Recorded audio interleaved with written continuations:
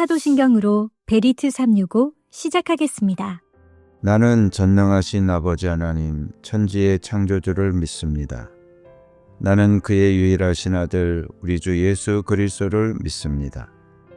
그는 성령으로 잉태되어 동정녀 마리아에게서 나시고 본디오 빌라도에게 고난을 받아 십자가에 못 박혀 죽으시고 장사된 지 사흘 만에 죽은 자 가운데서 다시 살아나셨으며 하늘에 오르시어 전능하신 아버지 하나님 우편에 앉아 계시다가 거기로부터 살아있는 자와 죽은 자를 심판하러 오십니다. 나는 성령을 믿으며 거룩한 공교회와 성도의 교제와 죄를 용서받는 것과 몸의 부활과 영생을 믿습니다. 아멘. 찬양으로 하나님께 영광 돌리겠습니다.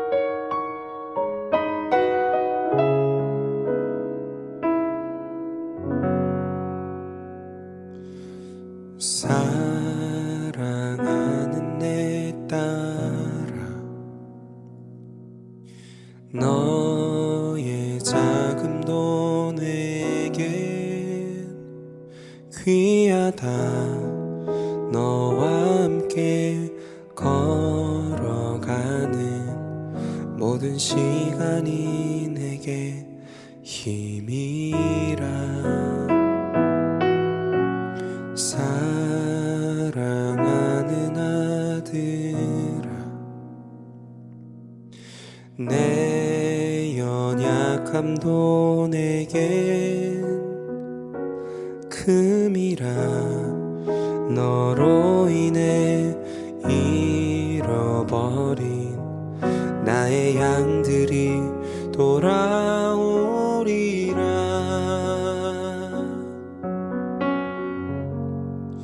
조금 느린 듯해도 기다려주겠니? 조금 더딘 듯해도 믿어줄 수 있니? 네가 가는 그 길 절대 헛되지 않으니 나와 함께 가자. 앞이 보이지 않아도 나아가 주겠니? 이해되지 않아도 사랑해 주겠니? 너의 눈물의 기도 잊지 않고 있으니 나의 열심으로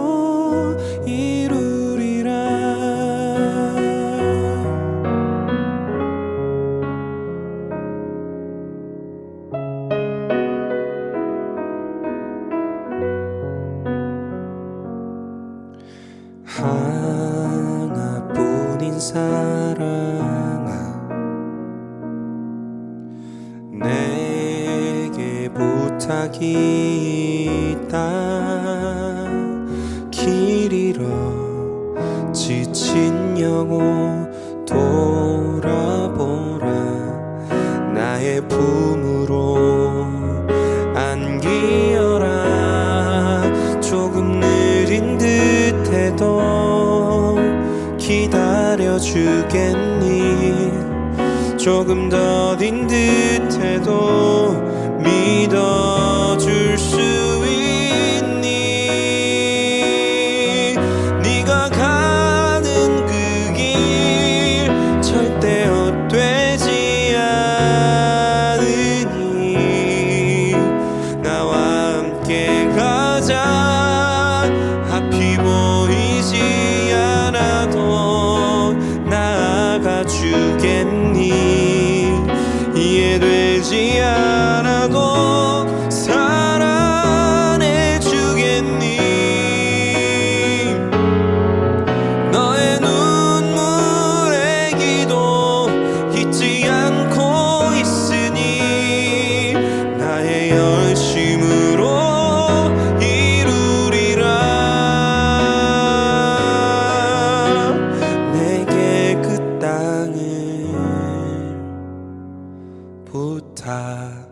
부탁한다.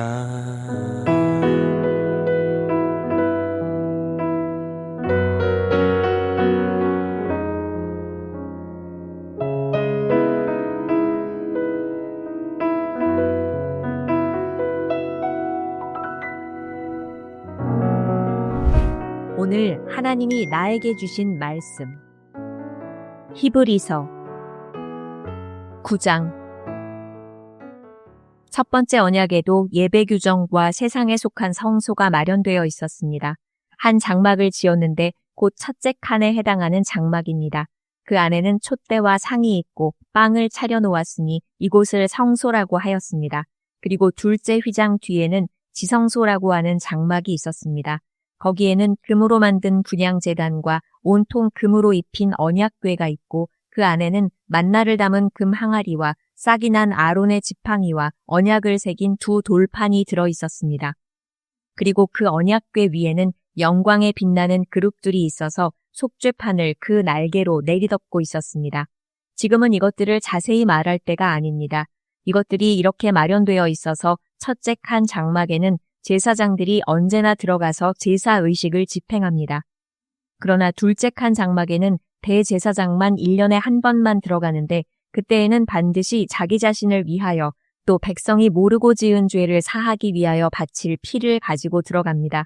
이것은 첫째 칸 장막이 서 있는 동안에는 아직 지성소로 들어가는 길이 드러나지 않았음을 성령께서 보여주시는 것입니다. 이 장막은 현 시대를 상징합니다.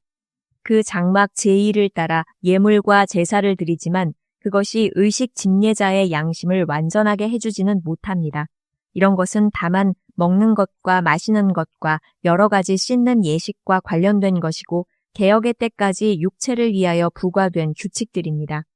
그러나 그리스도께서는 이미 일어난 좋은 일을 주관하시는 대제사장으로 오셔서 손으로 만들지 않은 장막, 다시 말하면 이 피조물에 속하지 않은 더 크고 더 완전한 장막을 통과하여 단 한 번에 지성소에 들어가셨습니다.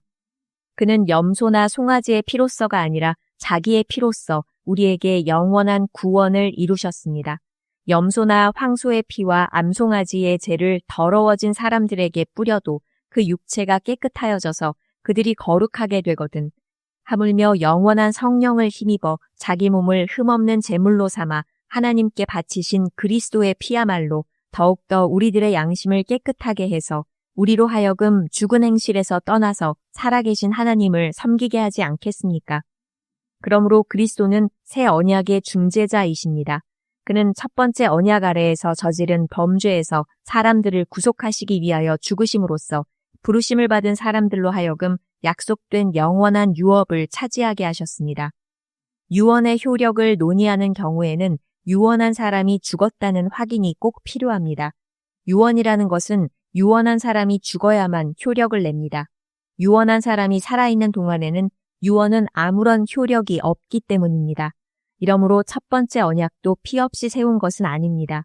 모세가 율법을 따라 모든 계명을 백성에게 말한 뒤에 물과 붉은 양털과 우슬초와 함께 송아지 피와 염소 피를 취하여 언약책과 온 백성에게 뿌리고서 이것은 하나님께서 여러분에게 명하신 언약의 피입니다 하고 말하였습니다. 또 같은 방식으로 그는 장막과 제사의식에 쓰이는 모든 기구에도 피를 뿌렸습니다. 율법에 따르면 거의 모든 것이 피로 깨끗해집니다. 그리고 피를 흘림이 없이는 죄를 사함이 이루어지지 않습니다. 그러므로 하늘에 있는 것들의 모형물은 이런 여러 의식으로 깨끗해져야 할 필요가 있지만 하늘에 있는 것들은 이보다 나은 희생제물로 깨끗해져야 합니다. 그리스도께서는 참 성소의 모형에 지나지 않는 손으로 만든 성소에 들어가신 것이 아니라 바로 하늘 성소 그 자체에 들어가셨습니다. 이제 그는 우리를 위하여 하나님 앞에 나타나셨습니다. 대제사장은 해마다 짐승의 피를 가지고 성소에 들어가지만 그리스도께서는 그 몸을 여러 번 바치실 필요가 없습니다. 그리스도께서 그 몸을 여러 번 바치셔야 하였다면 그는 창세 이래로 여러 번 고난을 받아야 하셨을 것입니다. 그러나 이제 그는 자기를 희생제물로 드려서 죄를 없이 하시기 위하여 시대의 종말에 단 한 번 나타나셨습니다. 사람이 한 번 죽는 것은 정해진 일이요. 그 뒤에는 심판이 있습니다. 이와 같이 그리스도께서도 많은 사람의 죄를 짊어지시려고 단 한 번 자기 몸을 제물로 바치셨고 두 번째로는 죄와는 상관없이 자기를 기다리고 있는 사람들에게 나타나셔서 구원하실 것입니다. 10장. 율법은 장차 올 좋은 것들의 그림자일 뿐이요 실체가 아니므로 해마다 반복해서 드리는 똑같은 희생제사로서는 하나님께로 나오는 사람들을 완전하게 할 수 없습니다.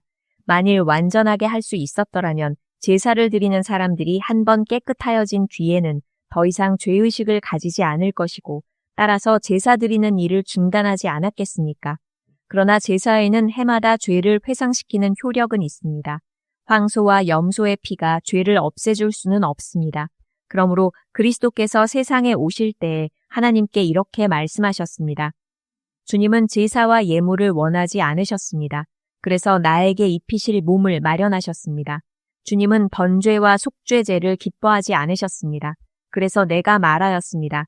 보십시오 하나님, 나를 두고 성경에 기록되어 있는 대로 나는 주님의 뜻을 행하러 왔습니다.